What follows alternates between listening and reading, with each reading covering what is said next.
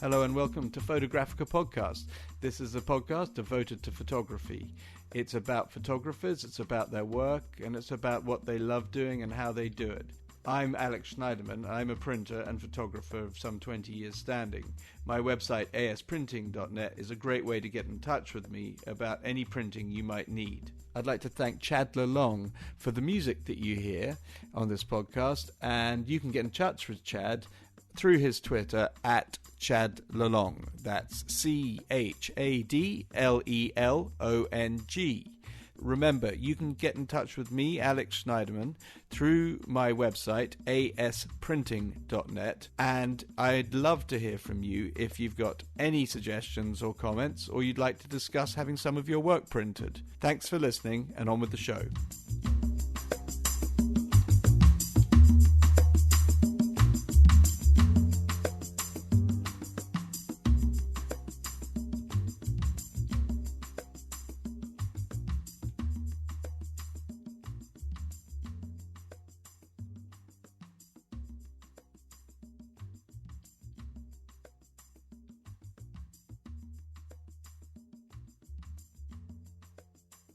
Hello and welcome to another Photographica conversation.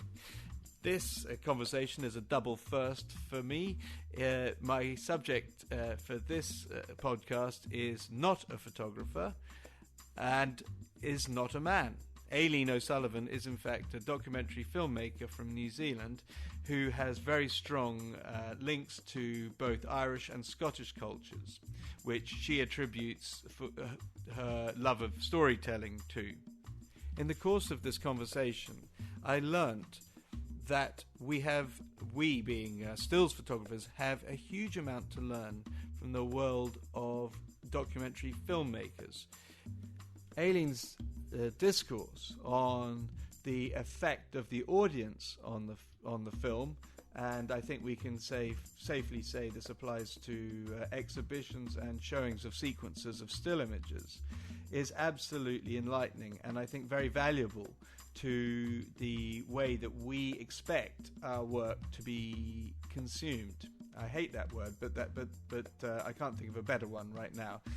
Aileen's engagement with her subject and her medium is total. You can tell from the way that she talks that she is not lost in it, because she's very much cognizant of what she's doing, but she lives it. She lives it with every pore and with every breath. And so I think that she is really worth listening to throughout this conversation, even when it's not about photography, because her insights and her sensitivity to the telling of true stories is very, very valuable to us stills photographers.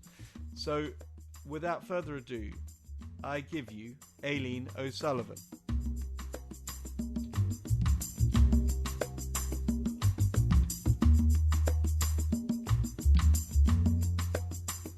Okay, all right then, we'll start. Okay, I'm here with Aileen O'Sullivan, a documentary maker, and a double first on my Photographica, in that she's the first woman I've interviewed or had a conversation with, and the first non-stills based person, so a documentary maker in the film sense as opposed to the stills sense. But during a conversation I had with Aileen the other day about storytelling, I got the idea that it would be really interesting to record a conversation that would be broadly about Aileen's work, but also specifically about the I could say the art of storytelling, but that sounds a little bit, I don't know, pretentious. But the methodology of storytelling and so on. So let's just cover some basics first. Hi Aileen. Okay, and you are. I'll just tell you what you are to begin with. Okay, you just said you're half Scottish and half Irish, which makes totally New Zealand. And totally New Zealand, but also that also makes you sort of 100% Gaelic as well, doesn't it? I mean, is it that the sort of that's very much the kind of spiritual base, if you like, of your work, do you think?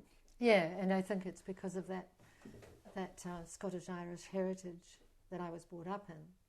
I identify with the Māori, the indigenous people of New Zealand, whose spirituality is so akin. Is it? Yes. All right. Can you tell us about that then? That's very interesting. The world is animate. The world is alive. Mm-hmm.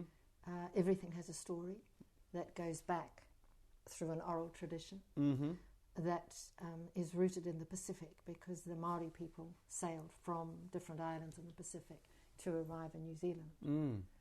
And so the huge influx was in the 1300s, whereas my ancestors came in the mid-1850s and 1890s. But there is that sense of journeying to arrive at a place. The other thing is the affinity with the land. The land is alive.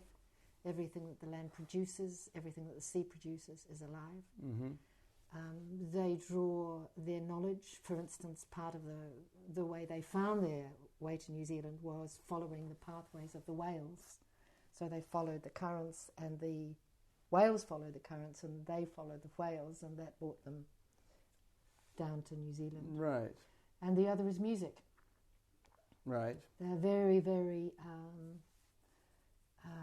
aware of the rhythms, which they would say of life, but things are celebrated in song and dance. If you look at their language, it is a very musical language, and it is a very spiritual language. And I suppose something that I wish that I don't have is to be able to speak Te Reo, which is Māori, or Gaelic, because when you hear it, they're both very musical languages.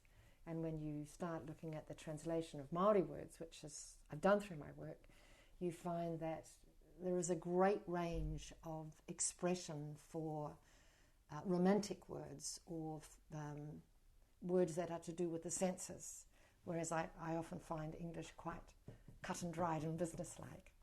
Because you understand it very well. I would being say an I feel outsider. it. I'd say I feel it rather than understand it. Yeah, but I mean, but you're let's say that you're an outsider to both of those languages. Yes. Gaelic and yes. and then what's Te Reo. Te Reo. T-E, one word, R-E-O.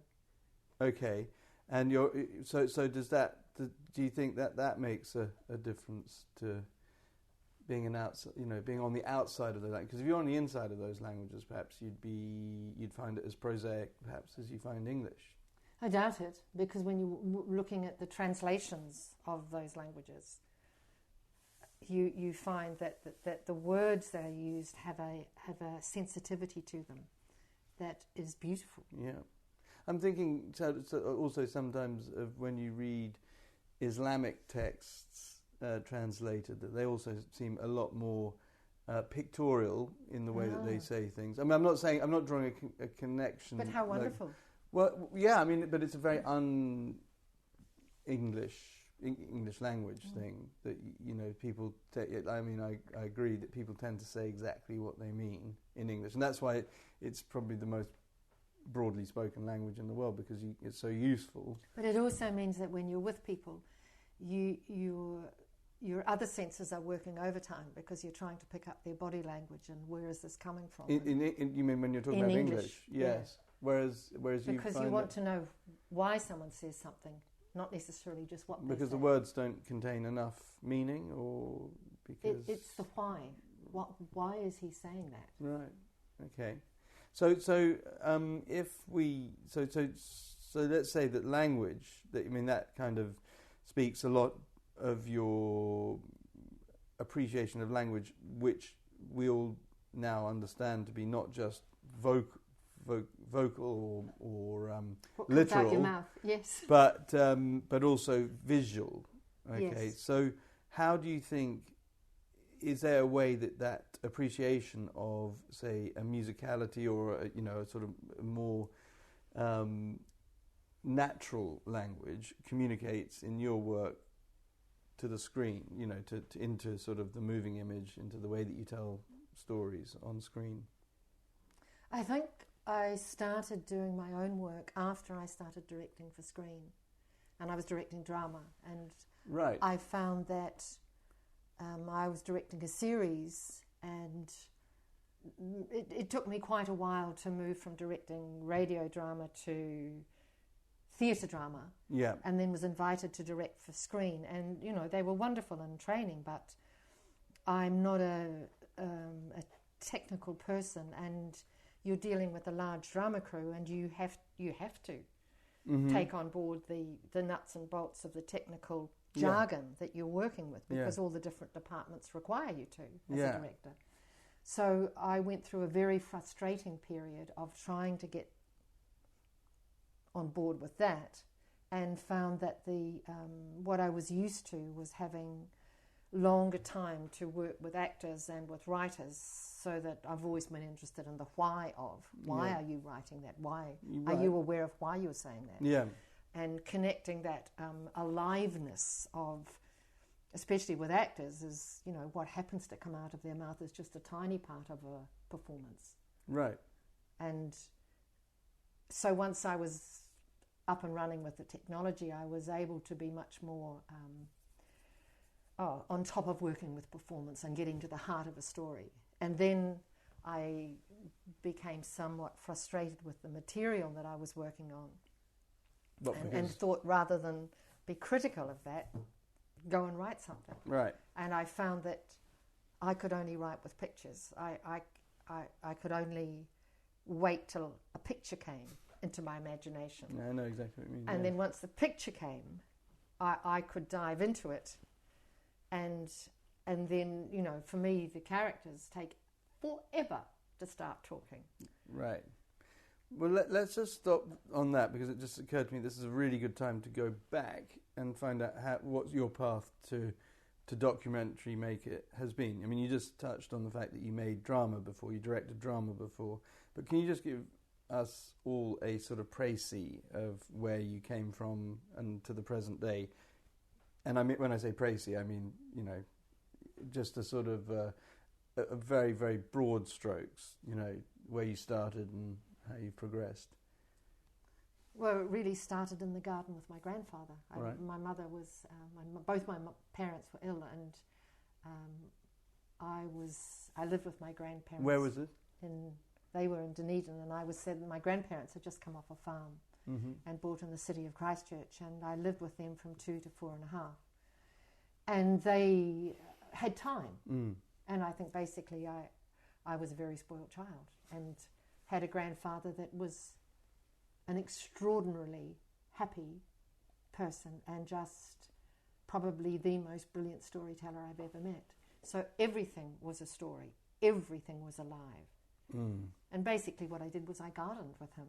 And he took me to places, and he'd take me to the races, and the big white horse that was ridden by the clerk of the course was my horse. So everything belonged to me. He gave me the world, and he made it the most wondrous world. So when I went to school, there were 2 big problems. One was I told lies about everything, because with Poppy, if you wanted to be like that, you said it was like that, and it was. And the other thing was that we had textbooks called Janet and John. I remember them, yeah. So boring. Why would I want to read that when I'd been brought up on this wonderful diet of, you know, my uncle who'd come back from the Second World War, he'd been isolated on one of the islands as a lookout for the Japanese threat. And as he told me years and years later, they kept themselves sane by digging up coconut trees and replanting them. When he came back to New Zealand, he was working at the freezing works. But I, as a 4-year-old, was told that he was at the Highland Flings. And at the Highland Flings, there was a band, there was a room that had my kilt in it. Strangely, I never got to go. But every day, wonderful things happened at the Highland Flings. Right. He'd been at the freezing works. Right. So, you know, I was just incredibly lucky. I just wanted to... He dug up coconut trees and replanted them. And you moved them from one place to another? Yeah, they were on this island for 2 years to keep a lookout for the Japanese, 4 New Zealand men. Did they ever see them? No. 2 of the men, very soon after they arrived home, tragically committed suicide, and the other one was in a mental hospital. My uncle, because he'd been brought up by my grandfather, knew how to use his imagination, So he survived? He survived. And he wondrously. was the only one to survive, in a sense. Yeah. And you would attribute that to the power of being able to describe the world in other ways to yourself. Yes. And if he hadn't had that, you think he would have ended up either dead or insane. Yes. He was the sort of person that when he joined the police force, and he was a very big man, and he was also a good boxer. And there was a guy that was being given a very hard time by a sergeant, so he punched him out, and he was called up in front of the chief of police and said, "Well, I'm sorry," their name was Taita, "I'm sorry, Taita will not be seeing so much of you." And he said, "Oh, you're leaving us, sir?" And he said, "No, you are." And there's a photograph in the Wellington paper of 2,000 people turned out to see Uncle Jim off. Wow. He was a much-loved man. And that was it. That was the end of his police force. His police career. Then he became a farmer. Right. Okay. Gosh. So that those are the stories that you grew up with. And when you saw him go around the sheep, there would be Uncle Jim, a horse, a calf, a sheep, a dog, and a cat that followed him around. Right. Amazing. Yeah. So this does sound. Do you think that things happen to people is one way of putting it, but happen to people who look for things? I think there's an energy of connection. I think if you're on the lookout, then things come your way. Well, that's certainly been my experience. Yeah, I've often felt that. I mean, I've often felt that things happen to certain people because they're kind of open to them, or things. And you actually have to work at staying open. You know, I have to. It's not good for me to get down, because I shut up shop and the world becomes a darker place. So. Right, and it sounds like I've got to look out and look out. But it sounds like in a way that you use the storytelling. I mean, the storytelling, or however you want to put it, the animus of objects and things, and as a way of connecting to the world in a creative and sort of productive sense, and that the absence of that is sadness, or is some kind of. Also, remember, I was born with a club foot, so I was wearing calipers, and that doesn't go down well at school. Well, I didn't know that either. Yeah, so my options were either to be a loner, which I am by nature. I've never found that difficult. I've always, even as a little one, been happy in my own company. And I think that's because I come from a big family where there was always people to talk to if you wanted to. And then with children at school, because you weren't wanted on a team, you didn't shape up. You know, standing there in calipers, not attractive, who'd want you. I became very good at being a leader. I would come up with ideas and games and things that people would want to play, which was my entry ticket, if you like, because I came up with the game, you've got to let me play. And I don't think any of that was particularly conscious. It was just my way of surviving. Everyone's got their club foot. It's like, that was my way of dealing with it. So that obviously feeds beautifully into being a director. You know, I mean. Yes. But yes. So at what point did you become involved with drama? You know, that was your first contact. My mother was incredibly musical, and she'd been a dancer. And then my father died when the youngest two were born. They were twins, so she was left a widow when I was 9. And every night that I lived at home, my mother would sit down and play the piano for 2 hours. She was wondrously musical. And also, I mean, she'd grown up in this Irish-Scottish family where you were supposed to be able to spin a yarn.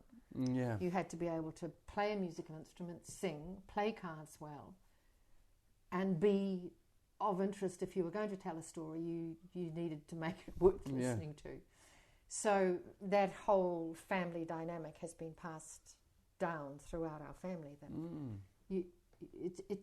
it's not said, but if you're going to tell a story, well, make it interesting. And so what?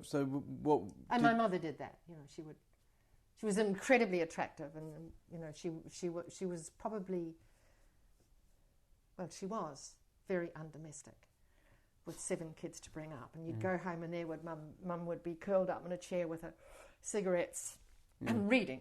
Yeah. And you'd go in the door and she'd say, now, what do you think of this? She'd read you something else and you... Yeah. So the beds wouldn't be made, tea wouldn't be on, but, yeah. you know, she'd have found something really interesting for us to talk about. And she wasn't fazed by that. She didn't feel so like she was a happy. No, no, she struggled. Right, she struggled with depression. Okay, yeah. Right, that's interesting. So there were 7 of you. Yes, and all clamouring to be heard by a mother who wasn't. No, I don't think we were clamouring. We were. There was because Mum wasn't well, and we knew it. You mean mentally well?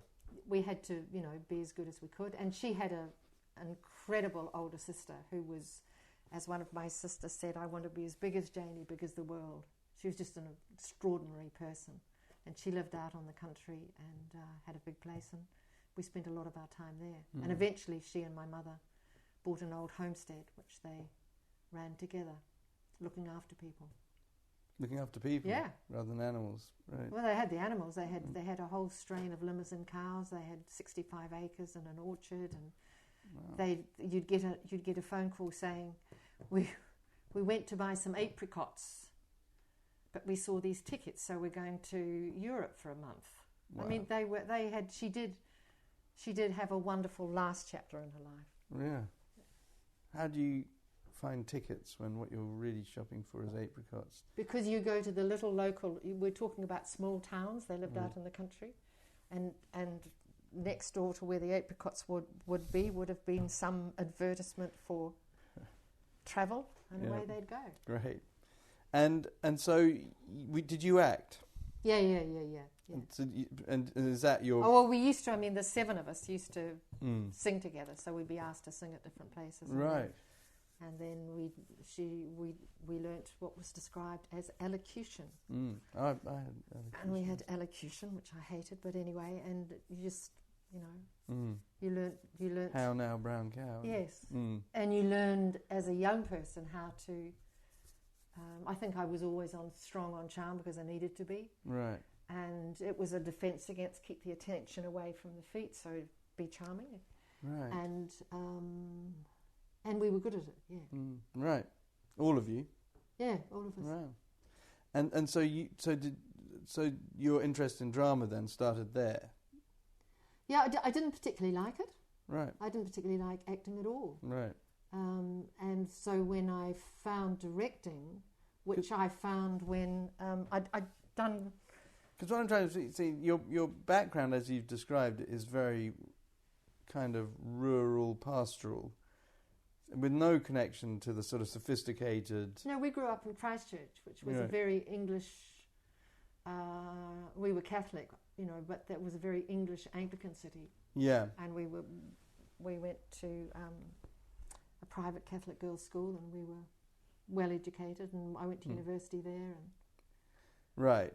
Okay. So so what age did you start to engage with the idea of storytelling in some way professionally? I mean, you know, you were... When the youngest, we had 4 children under 5. When my youngest was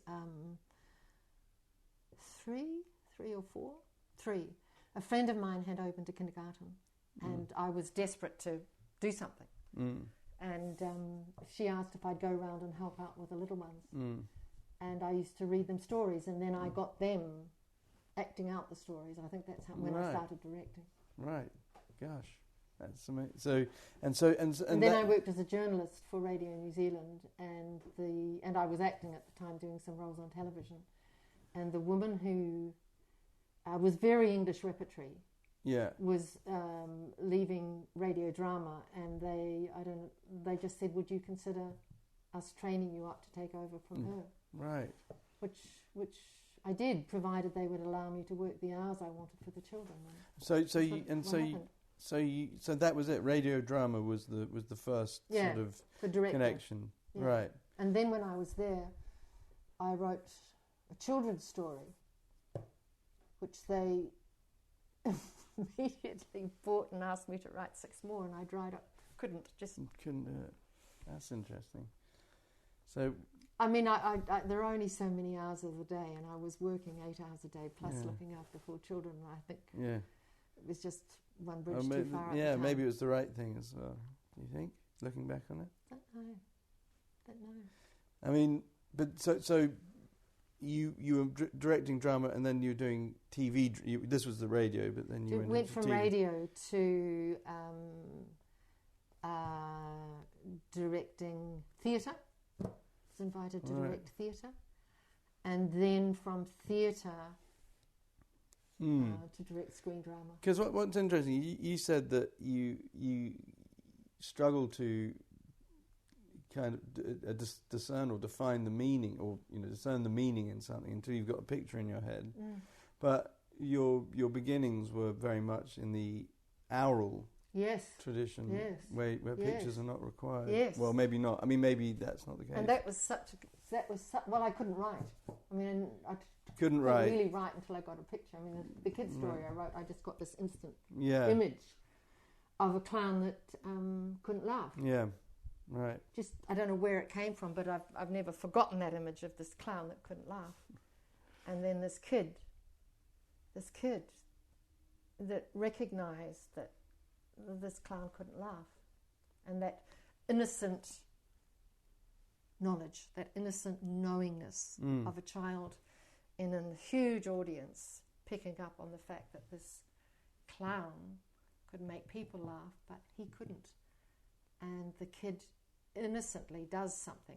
He has a bag of lollies and he passes it on, and this pass it on, and it ends up, the lollies end up with the clown. And the clown takes the first one. Right. So the line was, that's right, no, you have the first one, you have the first one. Right, I see. And then suddenly the clown is given the bag of lollies, and someone says to him, you have the first one. Right. And something touches him. Yeah. And, I mean, that is the beginnings of your sort of authorial, career, as it were, from when you were sort of hired to direct, and then you wrote a story which was successful, but you couldn't replicate, and then and so you were developing a taste for it, and so on, and then I'm trying to sort of understand is because you seem to me to be such a visual person, but and that you didn't go directly into a visual medium. I think there's there's life, Alex. I was a mum with 4 young children, and they had a dad who was incredibly busy. So this wasn't the opportunity. It was like these were offers that came my way. This was something I could do. He had worked as a journalist, and I'd done some freelance writing as a journalist. So that was the world of words. I'd very much grown up in a family who used words a lot. Yeah. So that I knew. Right. But getting to the point where you're beginning to make documentaries, what led you into making documentaries then I think I'd always been fascinated by history. Yeah. And, documentary calls on contemporary history or the past. Mm-hmm. And I've always been fascinated by truth. I mean, I find that even when you're working with actors, if you're working with, doing a workshop with actors and what getting them to performance, it's getting them to that point of truth, of being, that always... Yeah, I'm troubled by the word truth.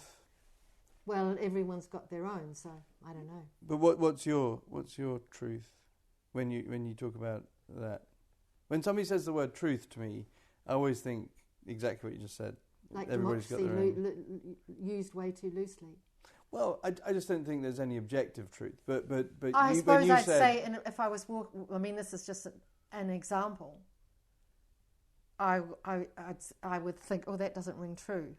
That doesn't ring true. And if you're working with incredibly experienced actors, that's where the oral thing is so important. I would look at it and I think, oh, it all looks great. But why am I not responding? And then I'd put my head down and I could hear it. Mm-hmm. There'd be a phony layer in there somewhere. Right. So working in a workshop situation,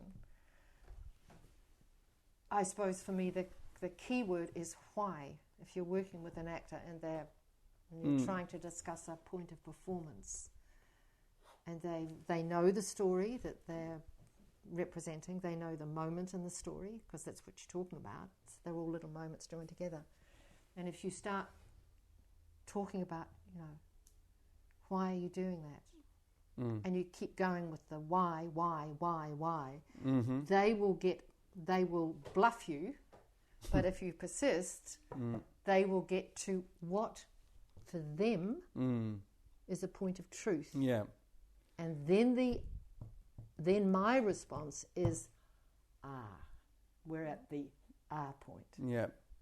Okay, I understand that. I mean, I understand the concept of truth is applies to all artistic media. I mean, whether you're looking at a still image or a moving image or whatever you're trying to tell us. Isn't it the point at which, for you with your photography, I'm aware that there are certain things that takes Alex's eye. There are certain things that you're drawn to. Well, I mean, and I would say there are points. Well, I think where you and the image connect. Yeah, I completely agree with that, and I put it in my mind like that we're, collections of subatomic particles living in the universe, and that things resonate through us, and when that happens, when we're conductors, and we conduct energy in a sort of unrestricted way, right. then you get what you call the truth. And well, it's just a simple point of knowing at which you're not interested in asking any more questions. That's all it is. I completely agree with that. And then life will shake you up and move you on, and you'll have a whole lot more questions. Well, yeah. I mean, it's peeling away layers, which just you can never get to the bottom of. I mean, I get that entirely, and I look for that. I'm not sure if I look for it, but when it's apparent and when it's not.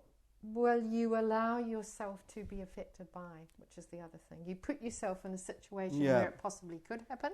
Yeah. And as any artist has to, you keep yourself in a fit, open, buoyant state of mind, so that it could affect you. I'm not sure that I know many artists who I describe as fit, buoyant and open. In their own way, they have to be. Yeah, I know, but I mean, so that's the idea that I mean, I think this is absolutely essential for anybody. It's this sort of self-knowledge or the sort of knowledge about. Like I have a mate who's sadly is now dead, but brilliant actor.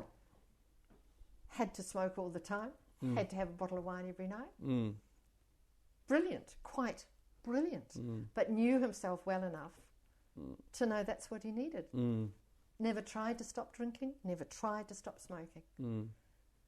That he had that, how would you describe it? That fragile talent. Mm-hmm.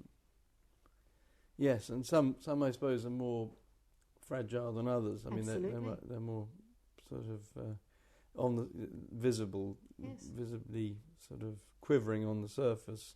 But in terms of, I mean, I think some people might find it surprising that whether you're talking about a Rembrandt painting or a documentary about a New Zealand dance troupe, which we'll come on to later, that openness to the truth or the sensitivity to the essence of something or the ability to achieve that in what you're doing is the most important thing for whether it's Rembrandt or Aileen O'Sullivan. I mean, it's the same. It's the most important thing for either separately and well, I mean, I can't say it better than that, or I can't say it better than that, but perhaps you can say it better than that. But I mean, is that something that is? I mean, apart from the technicals, everybody, you're taking all the technical requirements aside, and all the problems getting funding, and all of the which is something which you face much more than I do, or stills photographer faces. But once you've got through all of that the sort of pragmatics, then is it every day a question of measuring what you've got against your sense of its truth?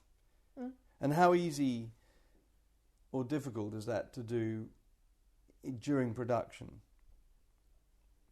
You know, when you've got all of this stuff going on. Well, that's what's attractive about documentary, because you're dealing with, you know, if you're doing it through your own company, you're signing the checks, you know, you're knowing where you're spending the money. You get a crew, a very small crew, a DOP and a sound person that are au fait with you, that there is, you know, you've talked through over several cups of coffee exactly why you're making, why you want to tell the story and what you're looking for, so that, you know, when we made, for instance, Black Grace. Black Grace is about the New Zealand dance company. Yeah. And its artistic director, Neil Eremia, is Samoan by birth. And he had, I think in his early 20s, decided that he wanted to set up his own dance company. He'd been trained at gone through the normal dance training.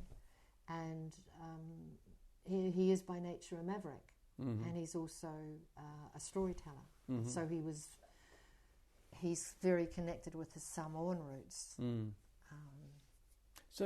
And what intrigued me about what they were doing, I mean, I'm always fascinated by something that's at the rock face, that's in new territory. And what intrigued me when I first saw them dance was, I think there were 12 guys came on the stage. They were all islanders or Maori. And it was a celebration of where they come from, who they are, and how they move. And I loved that. I just thought, because every time that happens, like every time you take a photograph, I get to see the world in a different way. That's the gift. That is the gift. But I would add to that it's only successful. It only adds something valuable to your appreciation of the world if the picture was taken by somebody who was in tune with the world when they took that picture. Yeah. So you can look at lots of pictures and they're all pastiches or knockoffs of style. But you won't have like there's a bit in you that goes. It's like in all of us, we've got this kind of big gong that goes off. Yeah. When you're touched. Yeah. You're touched. I love it. I mean, a gong is exactly right. I knew that was going to happen.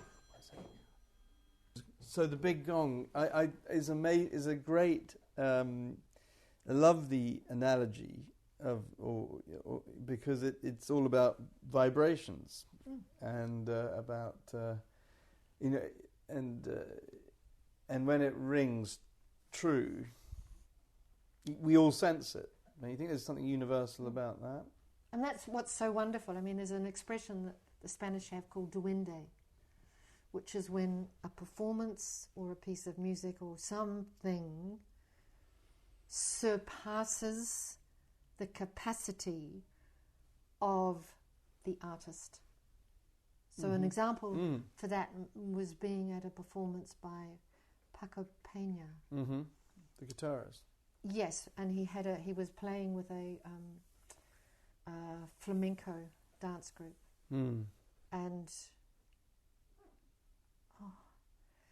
I was towards the back. Yep. And I'd loved it. Loved the music, loved the dancing. And then this male dancer came forward and started to dance.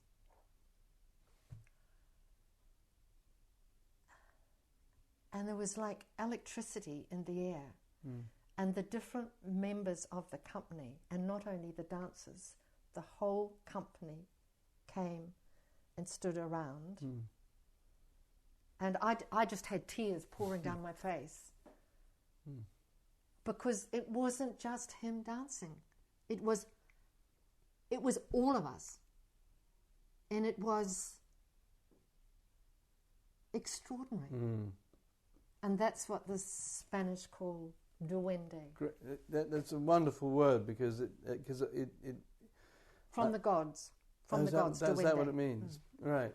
Because I think that's what it means, Alex. Right. Well, it doesn't matter. It's still a great word. And the thing was, you watched his feet that were flashing like lightning, and you knew he couldn't go wrong. Yeah. You just knew that he had spent years of training, and had a passion for what he did. But isn't it? And he'd said yes to something bigger than him. Mm-hmm. Now, I think it's interesting because do you think that he was feeding off the attention, and not the attention? I don't mean that in a two-dimensional way. The vibration, absolutely. But of the audience, I'm talking about. We couldn't move. No, but I mean you were as important to it as he was. Absolutely. So, and that's it. That's with the best storytelling. It doesn't matter who's doing the telling and who's doing the listening. I mean, that's when you work with telling a story, as any good storyteller will tell you. And people, we all do it all the time. Little ones do it. If they're at table and they want the attention, especially if they're with people who can really hold court, they will work at what gets the attention. Is it the way I sit? Is it how loud I talk? Do I need to laugh loudly? Do I need to come up with funny phrases? You watch children, that they do it instinctively. If they want that attention. But there does seem to be something about the exchange of energy between audiences and performers and artworks that is greater than. Or I mean, talking from a stills point of view, there are moments. I mean, it's rare for me, I think, but there are moments when you're locked into something. You're photographing somebody or something, and you feel like there's a bidirectional an interchange of experience and energy between you and it. Now that doesn't necessarily equal great. I mean, it represents a great thing that's happening right there and then, and it doesn't necessarily mean that translates, I think. I'm not sure actually into a great work at the end of it. No. As a photographer, you're quite right. It doesn't. But there is something about being alive to that experience at that moment. But what's actually important about it is that you're honest about it, because that's your path. You may not end up with a great photograph at all. No. But that path is important because that's going to take you to the next step. But okay, yes, I see that. I mean, I do think that very often. You can be occasionally you can be unaware that that's happening, but it is happening. And when you look at because I think that to a certain extent, if you're making a portrait of somebody, or whatever it is that you're working on, that exchange has to happen on some level at some point. You don't just go in and project yourself onto the scene and come away with a narcissistic vision of yourself, which actually looks like a picture of somebody else, which I think is 99% of everything. They're just self-projections, which actually there's nothing wrong with that in some ways, but it's wise to be aware of it. Yes, and I think and people that celebrate that can be wondrous. They just recognise that that's what they need. They need a hell of a lot of attention. Yeah, and they're not shy about it. Well, when it ges awkward is when people actually need a hell of a lot of attention but aren't comfortable with that. Well, I know that I'm not sure if that Frank Sinatra couldn't record without. I probably said this in another conversation, but I just heard the other day he couldn't record without an audience. Right. So no matter what he was, it was just, he'd always have a row of chairs in front of him. Yeah. So he wanted that circulation. Because he needed exactly the convection or whatever it is of energy, and whether or not I love this word duende. Apart from anything else, it's a lovely word, but it is the essential ingredient, I think, in the creative life. I think that's why actors so love theatre. There is a magic. I mean, when you're in the theatre and the lights go down and you're taken into a wondrous story and a wondrous production. It's it's wonderful. But don't you think? And if you look, it's the same in a theatre. It's really fascinating. If you go to a cinema, and the movie is, we're all hooked. If you look along, you'll find that everyone is breathing to the same rhythm. Right. Yeah. It's organic. It isn't. It isn't just an intellectual thing. It is an organic thing. No, I get that. I mean, but don't you think that as audiences, and I mean an audience not just of a live performance, but as a viewer of a picture, as a watcher of a film, as a of a documentary, that we are responsible for the work as in the same way that the creator of that work is responsible. So it's a two-directional thing. Well, there's the word celebrate, celebrare, right? To resound. Right. Is that what celebrate sounds? Yeah. Means right. I know that. Well, there. So we celebrate, and that's what celebration is. But we've got an idea that there's a producer. It's a bit like making cars or something like that. Or a car maker makes a car. It's a great car. It ticks all these boxes. Yeah. It whatever it is, and therefore it gets reviewed, and it's a good car because it ticked all of those boxes. And art, I think, is often reviewed in exactly the same way, as if it's just a car. It's just, and I often read film reviews and think, well, that review has just missed everything that's any good about the thing. All it's done is picked out the things which you might quibble about. Book reviews are the same, or whatever. Any kind of review. I saw a review the other day. There's an Australian film made called The Dressmaker, which I adored. Yeah, I haven't seen it. It's kind of in that tradition of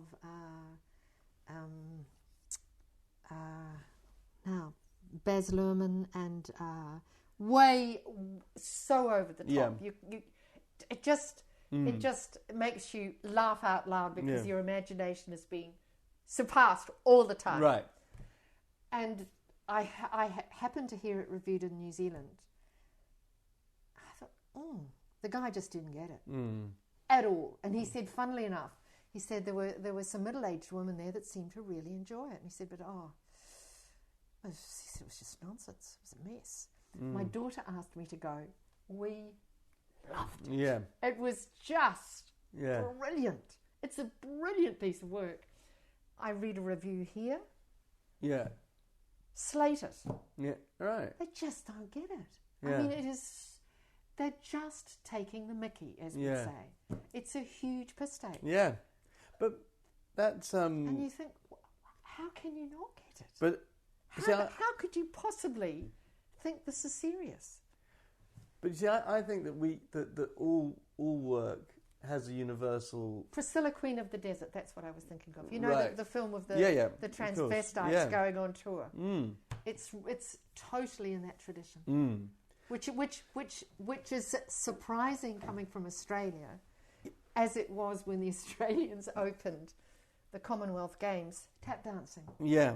I mean, Australians do things that are so un-Australian. Yeah, but I mean, some people can tune into those things. But this is I think this is a really good point. That your analogy about, the reviewer, presumably a young white male in New Zealand, writes a poor review of The Dressmaker because he doesn't get it. No. And then you go and watch it, and you love it, and your daughter loves it, and lots of other people have loved it. But it was what you brought to the film that allowed you to love it, and what he failed to bring to the film. I think it's called a good old-fashioned sense of humour. Well, but that's he might have another thing that he laughs at a lot more. But the difference is, and I just want to see if you agree with me, because it's something that I increasingly sort of think about, is that the difference is not that the film wasn't any good, because the film is just the film. It's how you interact with it. Yes. And criticism has always been about setting something up as being a sort of like having a character, an immutable character. It's a sum of its parts. It's a machine, and then a critic can come along and take bits out of that and hold them up as if it's a flat thing.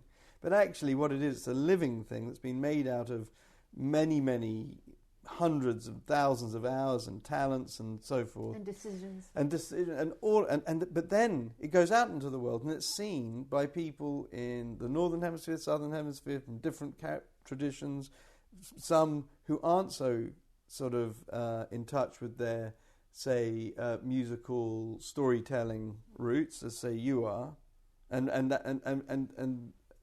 so you get something that somebody else won't get. It's not the film's fault, it's our fault, and that's why I say, to people that I think, that criticism is a dead, fucked thing that I can't be bothered with anymore, because I don't give a shit what one person thinks. But isn't the difficulty the title, critic? I mean, critics use their opinion to write a critique. That's what they're doing. They're bringing their point of view.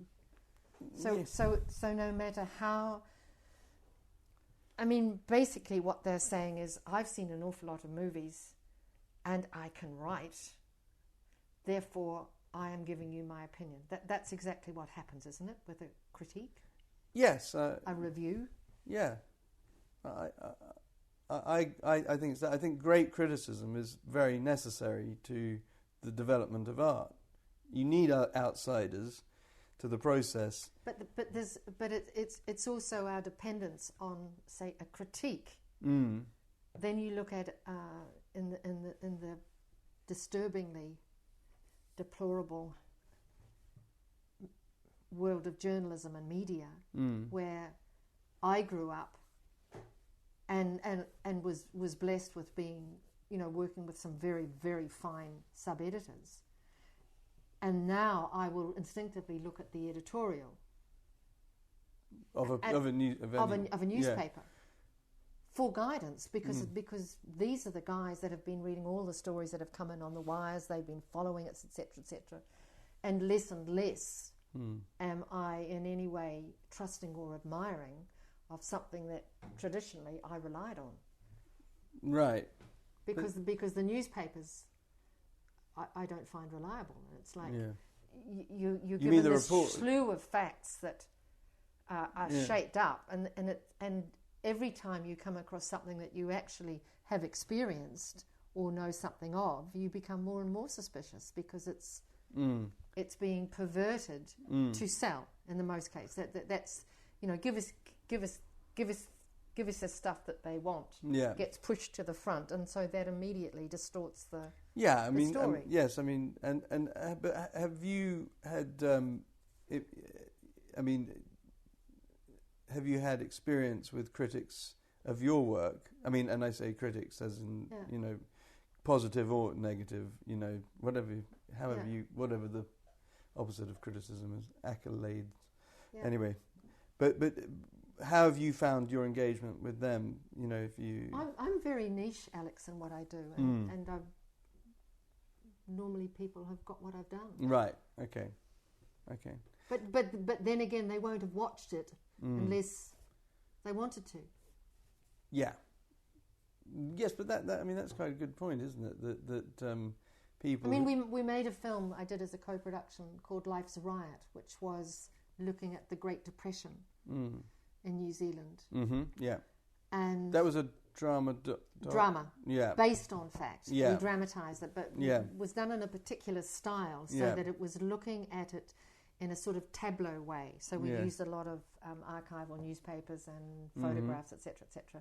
But it was done from the outset in a tableau way. Yeah. So we had great art department, and the idea was that it would be shot in tableau. So if you actually followed the film through, you'd see that the beginning of a scene is kind of, you have a wide shot of the family at dinner, this very poor family with this father who's the leader of the Unemployed Workers Union, who is a song and dance man. Right. So what we wanted to do was play on the many, many documentaries that have been made in New Zealand about those horrendous years that are called the sugar bag years, because the the guys that went from house to house used to wear a sugar bag over their head to keep the rain off, and then they'd be given potatoes or meat or whatever to put in the sugar bag. Right. And, wonderful writing, wonderful documentaries about it, but we wanted to bring in a bigger, younger audience, so did it in this very flamboyant kind of song and dance, tableau, photographic, medley style. Right. And that really split people between the reverent and the irreverent. I can't believe that. So we were quite happy to prod and disturb. And did you get? Presumably you got feedback that people were divided by this treatment of it. Yeah. Right. Fine. Yeah. Right. You can't please. Didn't want to. No. But sure. Wanted it to make a mark. Mm.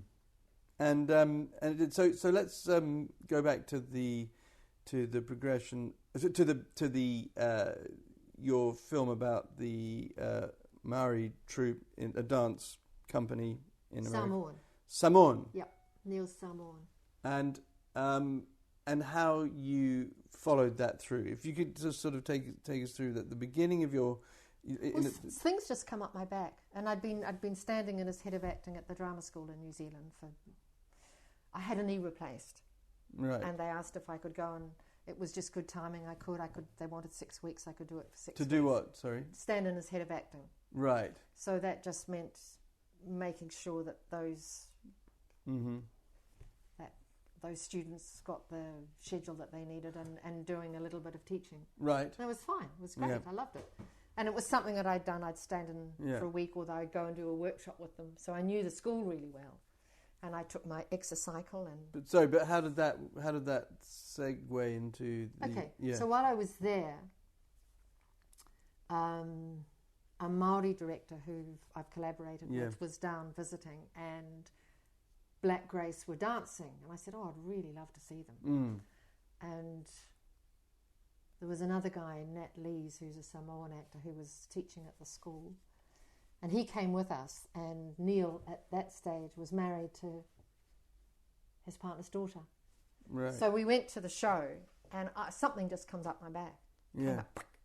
And I turned to Tobes and said, we need to tell this story. Right, and so... And Nat heard, and he said, would you like to meet Neil? So he introduced me to Neil, and I just said, I want to tell you a story. Tell the story. So, sorry, but what did you know of the story before you saw them? Or all I knew was that I'd seen them dance in Auckland some years previously. Yeah.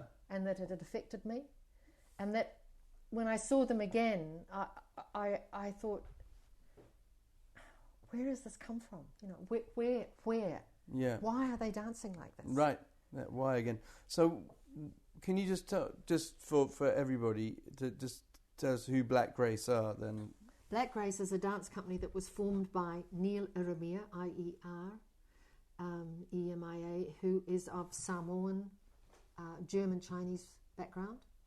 And he grew up in New Zealand in a large family. And he wanted to dance. So he went through the normal New Zealand Ballet School things. I think it was New Zealand Dance School of Dance. And then he worked with... We have some wonderful contemporary dancers in New Zealand. He worked with them. Michael Parmenter was one. And these guys, have done big shows in New York. And then he set up his own company, which were guys that he knew who could dance. Not necessarily coming from schools of dance, but they all worked together, and then they put on a show, and it was just people. This was in Christchurch? No, this is in Auckland. In Auckland, sorry. And people were just on their feet. Right. Now, it was like a trigger for the home team, for the Pacific Island and Maori communities to come to the theatre, which is not their first port of call. No, so they were seeing. I mean, the Maoris and Samoans were seeing. This is what we do. This is what we do. This is how we celebrate and they life. responded to it. Oh, they were on their feet. But Neil triggered into a time in New Zealand history where, as I through my career, I can chart a path of directing the first Māori production of Te Reo ever heard on radio. Right. Okay. And I did it with an English translation in one hand and Te Reo in the other. Right.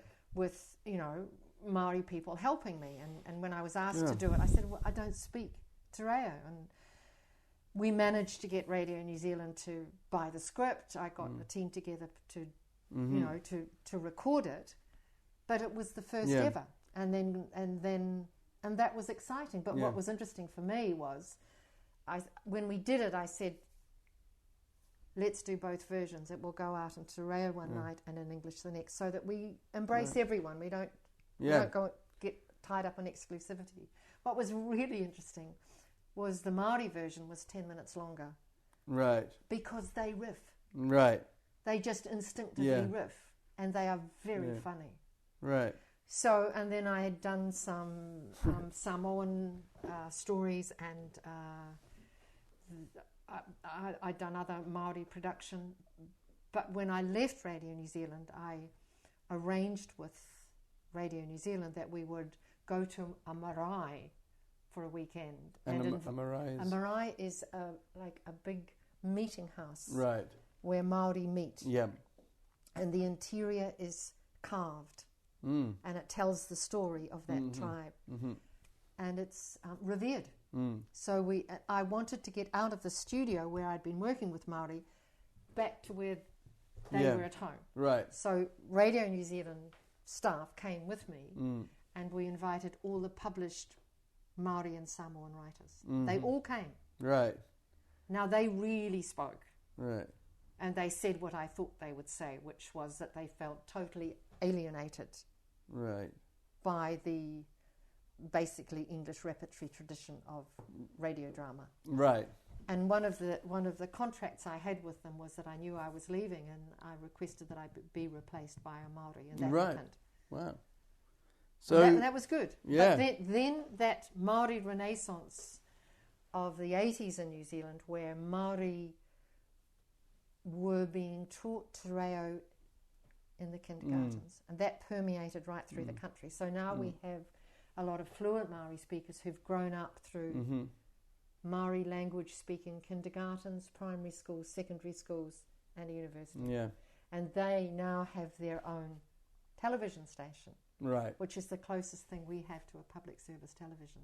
Right, at all across English or yeah. So in that period, there was, I remember talking to a Māori guy who had a production company, and I just saying, I'm going to step right back now. It's not appropriate because Pākehā New Zealand went through this huge guilt trip of everything they'd done wrong with Māori, and it was hideous. Right. I hated it. It was just like, this open, mea culpa stuff. Right. And I thought, well, it's time to let them be and get on. Move on, yeah. And then it relaxed into a period where Māori gained their own schools, claimed back their language, claimed back their way of doing things. As in any culture, they progressed into a contemporary, which is where Neil came in. So what he was doing was linking to the old tradition, but claiming it in a new contemporary way. Yeah. Yeah. And so, because we're running out of time, but I just wanted sort of to move it on into the film that you made of Black Grace, and I want to understand more about how you use the camera. Do you think that you engage with the camera when you're filming something? Yeah. As opposed to, maybe you've never thought about it like this before, but as opposed to say the way somebody else might, and so how do you use the camera? Well, I look for a cameraman who's got an eye that I trust. Yeah. And then we talk a lot about, for instance, I unless as in some of the dancers in Black Grace, that block suited it. You needed to know, for instance, in that opening image, you need to know where the guys are. Yeah. And it's like a jigsaw puzzle tapestry of movement, but most of the time I want the eye on the angle. So you've got the foreground action. How do you mean? Sorry, the eye on the angle. The eye on the angle. So here, if I was shooting us, I'd want the camera over there somewhere. Yeah. So I'd be at the edge of the frame, and then we'd be onto you, because that's what interests me, is not me but you. Right. But then we would have a context of a background, which is your coat, which is a lovely coat that you wear a lot. Right. And then we've got wine bottles, and I've seen you at a dinner party, and you enjoy your wine. So for me, the whole physicality of what we're inhabiting needs to be embraced. If I'm straight in front of you, that's all I get is Alex with his glasses. Yeah.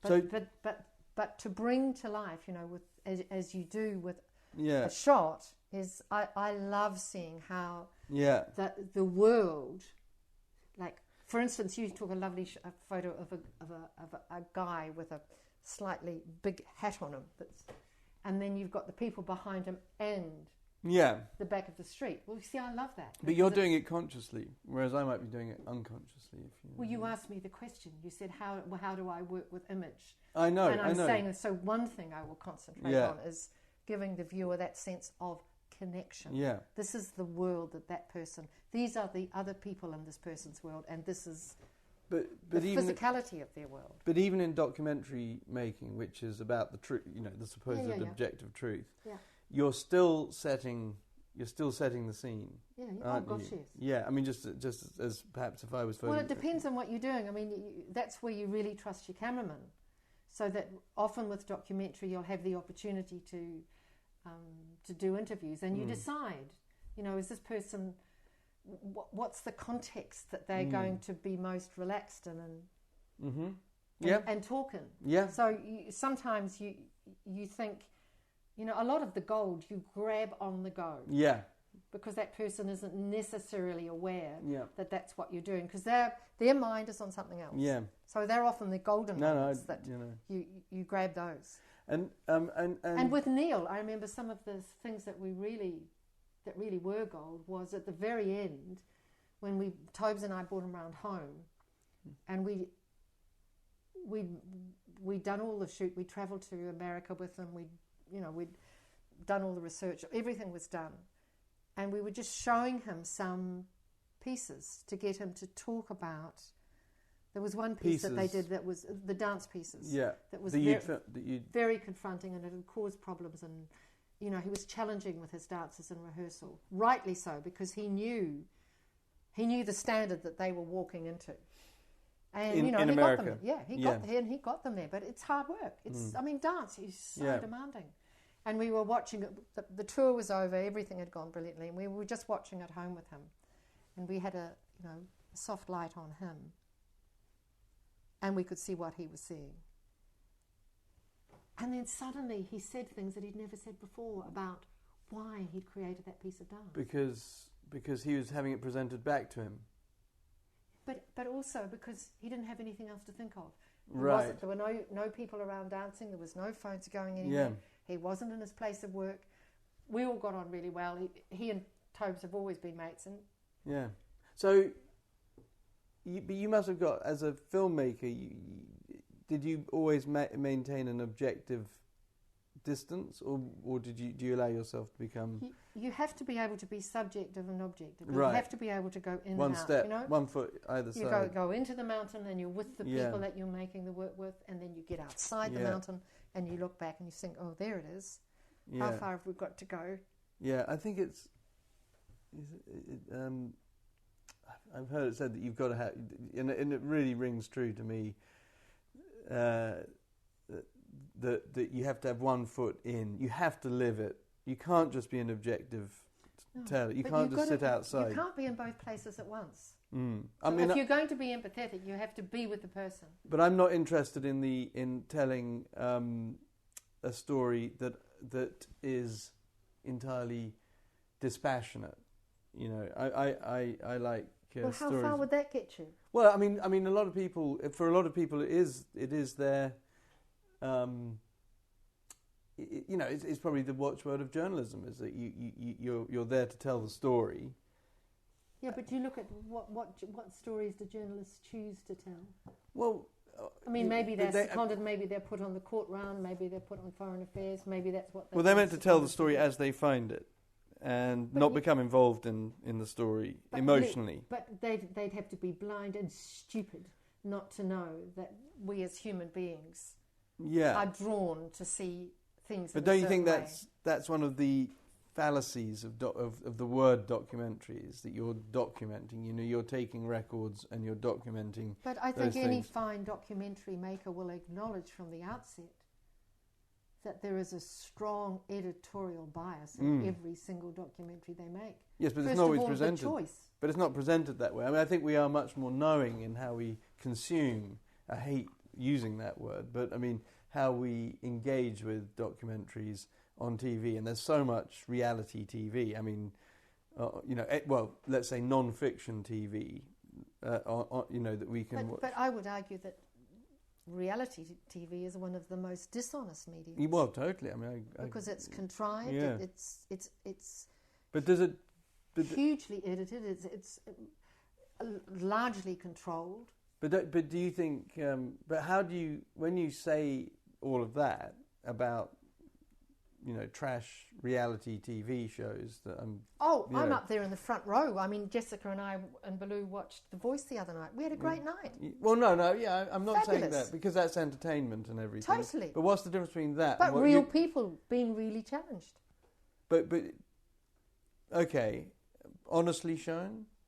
I don't know, because I've never shot it, and I don't know, and I only watch those sorts of, like with Jessica, I watch that sort of thing. With other children, I'll watch food, and with my son, I'm going to see him on the way home. We'll go to some big action movies.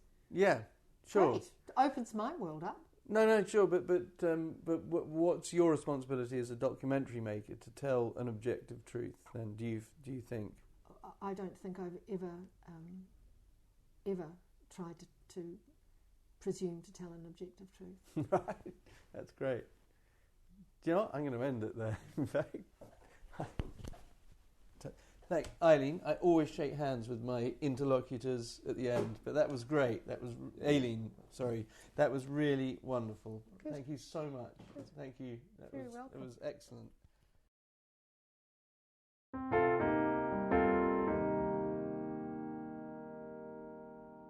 Thanks for listening to that, and I hope you enjoyed listening to Aileen discuss her work as a documentary filmmaker.